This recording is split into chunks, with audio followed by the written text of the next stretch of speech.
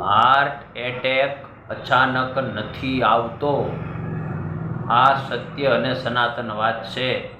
ઘણા સમયથી લોહીની અંદર ધીમે ધીમે ધીમે જામ થવા લાગે અને નળીઓની અંદર બ્લડની ઝીણી ઝીણી ગાંઠો થઈ જાય, જેને કારણે નળી બ્લોકેજ થવાની સમસ્યા આવે। એટલે સમય જતાં નળી 80% સુધી પહોંચી જાય એટલે પછી બ્લોકેજ થવાની શક્યતા રહે। પરંતુ આ બ્લોકેજ કેવી રીતે થાય છે, આજે આપણે એ વિષય ઉપર વાર્તા કરવાની છે। મિત્રો, જમ્યા પછી આપણે જે પાણી પીને તરત અડધો ગ્લાસ ને આખો ગ્લાસ, અમુક લોકો દોઢ ગ્લાસ પાણી પી જાય, તે તો આપણને એમ થાય કે હમણાં આની એટેક આવી જાય। પણ મિત્રો યાદ રાખજો, અમૃત સમાન વાત છે આ, કે જમ્યા પછી 1 કલાકે 2 ઘૂંટડા પાણી પીવું। જમ્યા બાદ 1 કલાક પછી 2 ઘૂંટડા પાણી પીવું। એનું કારણ છે કે આપણે જ્યારે જઠરાગ્નિની અંદર આગ લાગે અને ભૂખ લાગે ત્યારે આપણે જમવા બેસીએ એટલે ફૂલ જઠરાગ્નિ આપણો પ્રદીપ્ત થયેલો હોય અને એની અંદર આપણો અનાજ જાય, જમીએ એટલે પાચન થવાની ક્રિયા શરૂ થઈ જાય।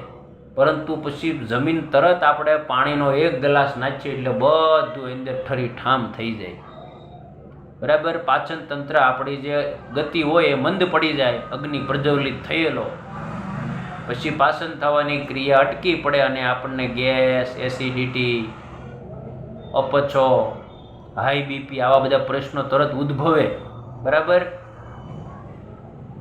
પછી ડાયાબિટીસ, આ બધું આપણા કારણે જ આવે છે હો, બીજાને કારણે કોઈ નથી। આ બધી આપણી અનહદ ભૂલોને કારણે આપણે રોગના શિકાર બનીએ। એટલે મહેરબાની કરીને કોઈએ ભાઈ જમ્યા પછી તરત પાણી ન પીવું। આ હકીકત અને હોના જેવી વાત છે, સોના કરતાં કિંમતી વાત છે। કારણ કે એટેક કોઈને અચાનક આવતો નથી। ઘણા કહે બે ડિપ્રેશનમાં હોય ને એટેક આવી ગયો, વાત ખોટી છે। આ ટેન્શનમાં હોય પણ આ બધી સમસ્યાઓ બીજી અલગથી સિસ્ટમ આપણી ધીમી પડી ગઈ હોય આપણા શરીરની અંદર, એ પણ સમસ્યાઓ ટેન્શનની સાથે જોડાઈ જાય, જેને કારણે માણસને એટેક આવતો હોય, એ પણ સ્વાભાવિક વાત છે। પરંતુ આ હકીકત છે કે આપણે જમ્યા પછી 1 કલાક પછી જ પાણી પીવાનો આગ્રહ રાખવો। મારો વિડીયો જ્યાં સુધી પહોંચે મિત્રો, તમારા બધા ગ્રુપોની અંદર શેર કરજો, કારણ કે આ વાત સોના કરતાં પણ કિંમતી છે।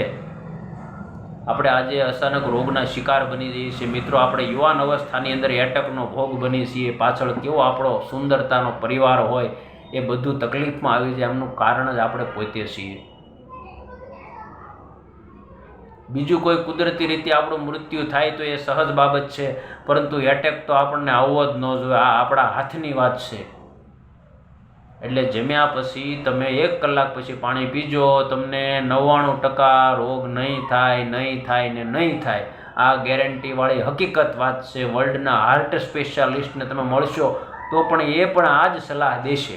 અસ્તુ, ધન્યવાદ મિત્રો। આ વિડીયો તમે ખૂબ શેર કરજો, તમારા સગાવાલામાં ખૂબ શેર કરજો, કરાવજો અને સબસ્ક્રાઈબર કરાવજો।